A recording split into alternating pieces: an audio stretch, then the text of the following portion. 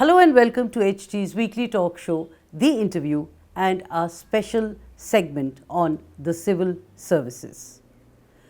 A good lover has to be sensitive to a woman's needs. This was the thrust of Pavan Varma's book, Kama Sutra, The Art of Making Love to a Woman. A diplomat turned politician, Varma refused to translate Atal Bihari Vajpayee's political poems. Atal Bihari Vajpayee was then the Prime Minister of India. Pavan Varma is our guest this week in our special segment on civil services and decoding the 5 W's in this edition of HD's weekly talk show, The Interview. Pavan Varma in this edition.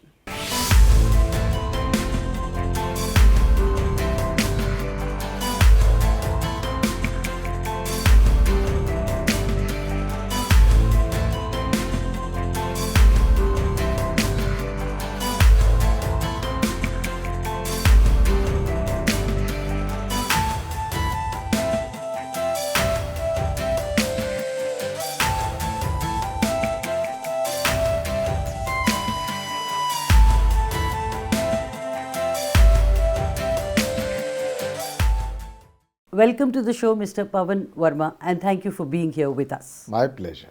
How do you prefer to be addressed, as an ambassador or a former member of parliament? I don't make a difference. I've been actually a diplomat. I am in politics and I was till recently a member of parliament. But I think one very important ingredient in how you describe me is that of an author. I knew that's what you would say. Father, ICS, grandfather, Chief Justice of India. Why did you choose the Foreign Service, considering you did study law? When you look back at your life, there is an element of serendipity or destiny or chance or coincidence. After doing my history from St. Stephen's, I went to the law faculty with the possibility of pursuing law. In my final year of law, I also gave the competitive exam and my preference was the Foreign Service and I qualified. And so by the time the results came out, I also finished law, but I went into the Foreign Service instead. The JDU expelled you. The Trinamool Congress sidelined you. Looking back, do you think joining politics was a mistake? I don't think so, even remotely. Politics gave me a platform, a canvas, a stage to be able to speak on wider issues.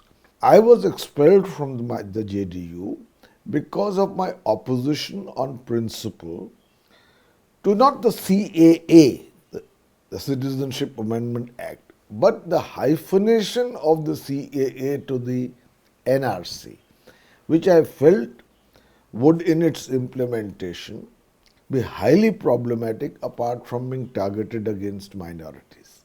As far as Mamata Banerjee is concerned, I joined the party happily, but then I found that in a largely Bengal-centric party, which is perhaps not pursuing its aspiration to become a national party, at least at that stage, my role is limited, and so very amicably and with great respect I resigned.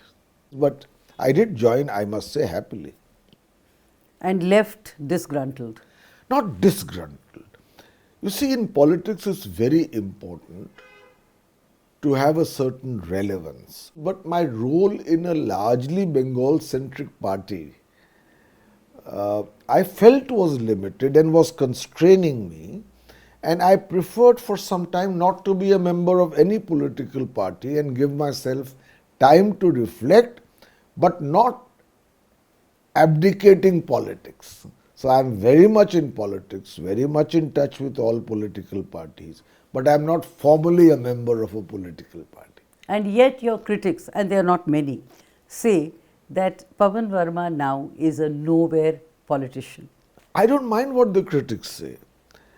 I would rather be a nowhere politician in terms of a political party affiliation than a somewhere politician in the wrong place. It's wrong to assess me to be nowhere in politics.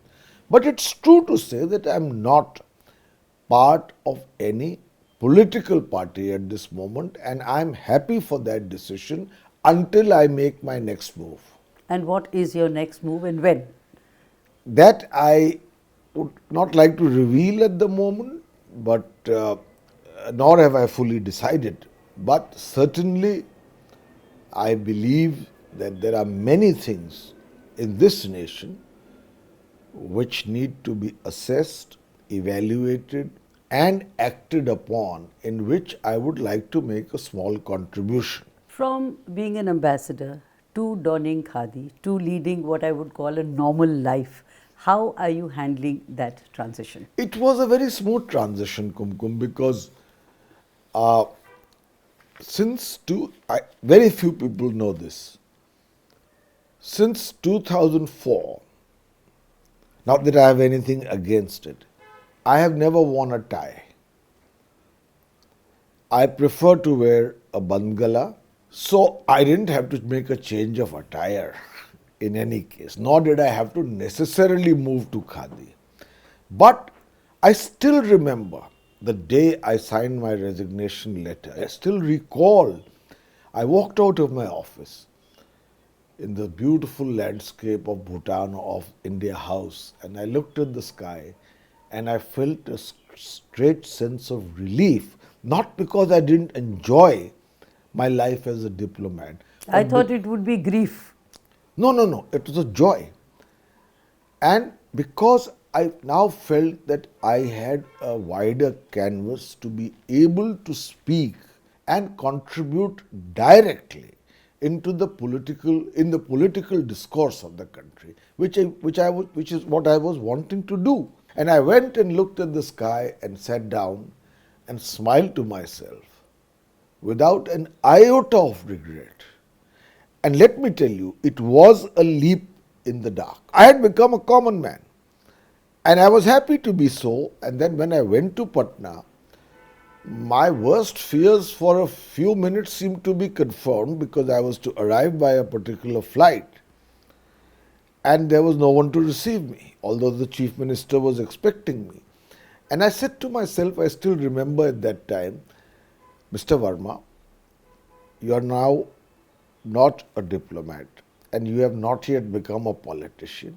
Take a taxi, go to a hotel and contact them. So, taking a taxi, giving up wearing a tie, not being received at the airport, how long did it take you to settle to that? No, as I said, not wearing a tie, and I have nothing against a tie, was a personal decision. As far as the taking a taxi, you must remember, I never did have to take one.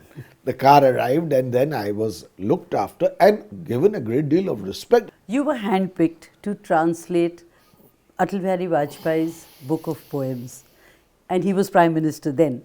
Instead of grabbing the opportunity, which many would have done, you put 3 conditions.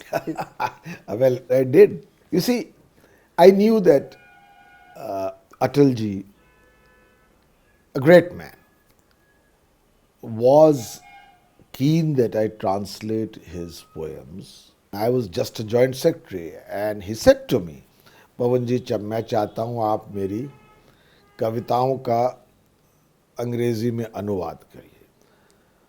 तो मैंने कहा, sir ये तो मेरे लिए बड़ी खुशी की बात होगी, पर मेरी 3 शर्तें हैं. And he said with a smile, कहिए. And I said, sir I will not translate your political poetry.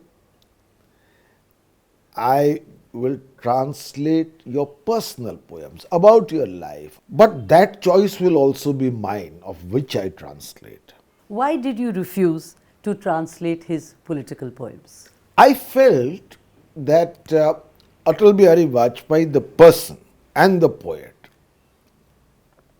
is not diminished, but it becomes more routine through those poems.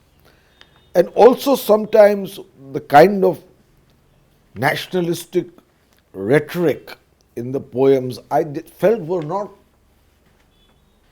the subject of translation. So I thought I'd rather explore his inner persona, the inner journey of such a person. But you could have done both.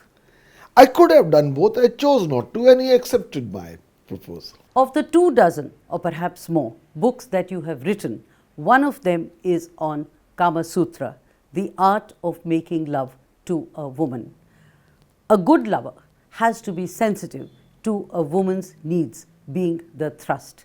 Let's talk about this. It's a far more serious question you've asked than perhaps you would think yourself. In the Hindu worldview, an extremely pragmatic and in many ways profound thought system, Kam was given philosophical validity, but not in exclusion.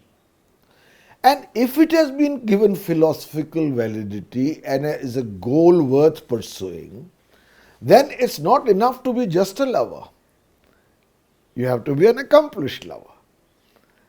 And so the Kama Sutra was written. There is a context to it. Perhaps this is the first book which is actually devoted to what a man should do in order to fulfill a woman's needs in a thought out manner, where mood, setting, conversation, repartee, laughter, all of this is hygiene, is factored in not for him, but for her pleasure. Even about my own book, I have a lament. You see, the book is profusely illustrated. Nobody reads the text, they just watch the illustrations. In Hindu philosophy, we look at the sensual, the notion of desire as a gift of the divine. There is no sin attached to it, except in terms of it being within the norms of dharma. As ambassador, you worked and interacted with several prime ministers, and of course your association with Mr. Vajpayee is well known. Give me some interesting anecdotes with some of the others, and also the 2 presidents that you worked with as press secretary. Well, I first joined President Venkatraman. He kept an exact schedule. In our rooms in the Rashtrapati Bhavan, a light used to go on when the president had entered his office. And at 10 sharp, the light would go on. I would often wonder the consistency with which he was punctual. President Venkatraman was so specific on time. One day he didn't wake up at the time he normally did. And you know, the Abdar looked in and he was lying in bed with his dentures out, with a ray of the sun on his face, and he assumed the worst. So he alerted the ADC alerted the deputy military secretary, he called the military secretary, he called the secretary to the president, and this entire troop and the doctor arrived at the gate, opened it and went and looked at him, and he woke up and he said, yes. So, this kind of thing happens. President Shankar Dayal Sharma, on the other hand, was not so rigorous about his routine. You mentioned Mughal Gardens, and you have shed a tear or two at its renaming and called it dangerous tokenism. If you attempt in a country which in very large numbers is multi-religious, multicultural, multi-ethnic, within a larger unity, if you try to straitjacket that into one monolith by somebody's definition of what India is, to the exclusion of others, you are playing with fire. One of the issues close to your heart is what you have termed as sane India. Just explain this to me. Very simply put, when I talk of a sane India, I mean a democratic India. I mean an India where economic development is more equitable. And a third element of a sane India is harmony. Don't you think under the present circumstances we need a politically sane India, and you would add the word political to sane India? Well, it's adjective that you can use because politics is a dominant force in the country. And I think sanity for us was defined in the sacred document of the Constitution of India. And any breach of it by any political party, and it has happened by different political parties in the past, or if it happens today or tomorrow, needs to be challenged, because India is greater than short-term political dividends.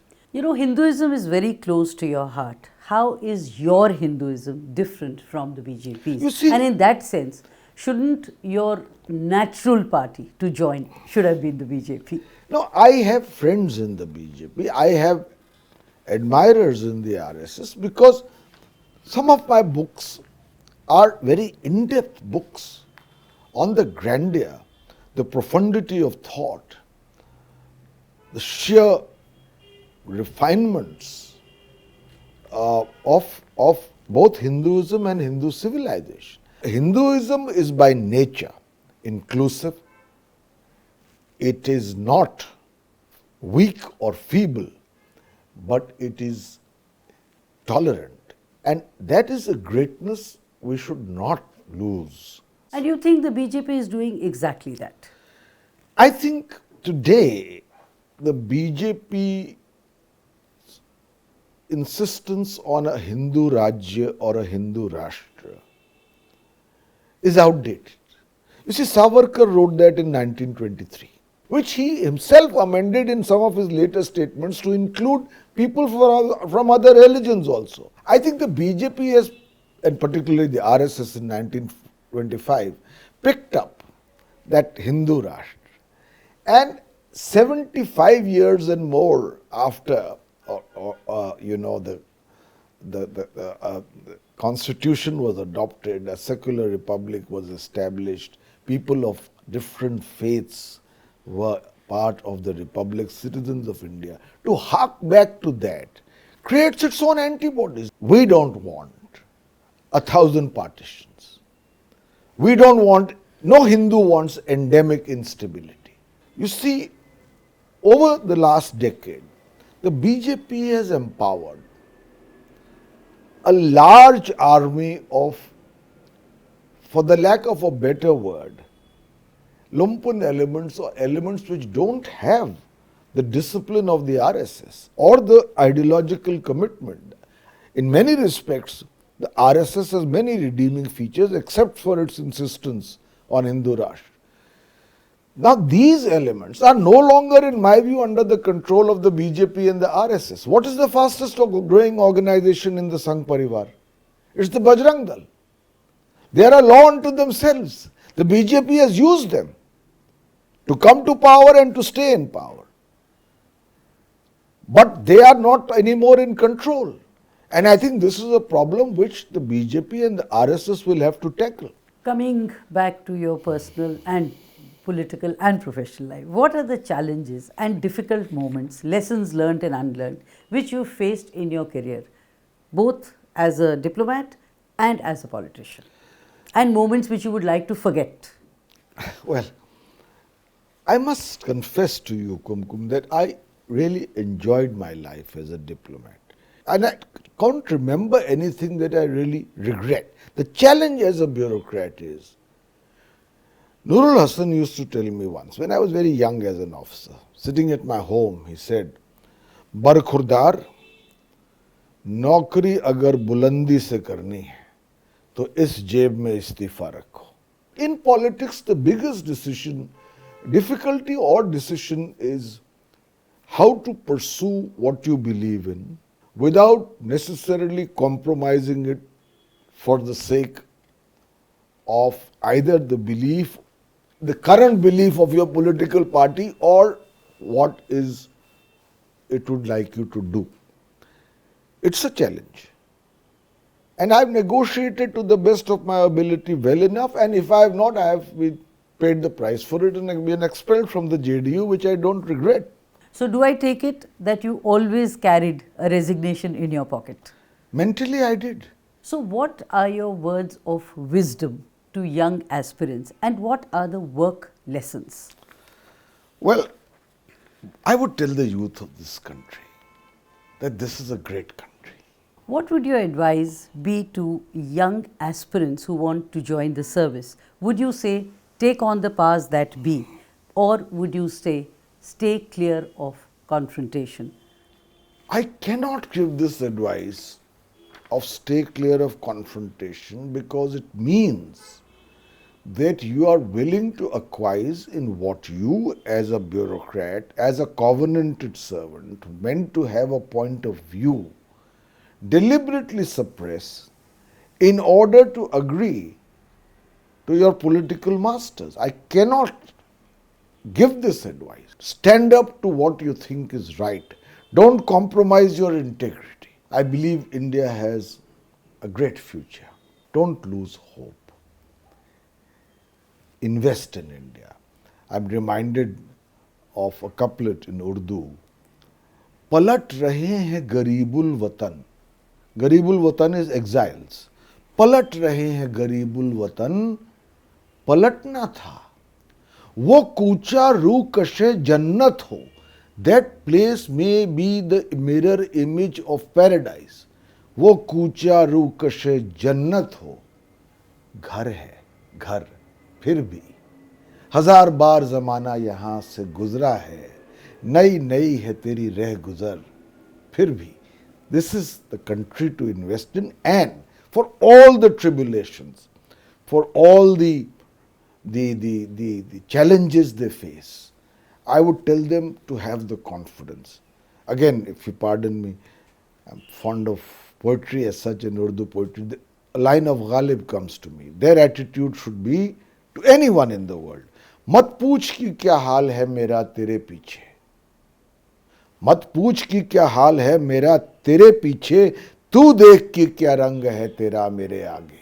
Mr. Pavan Varma, thank you very much. Thank you for your time, and thank you for taking all the questions. With great pleasure. It's a pleasure to talk to you, Kumkum.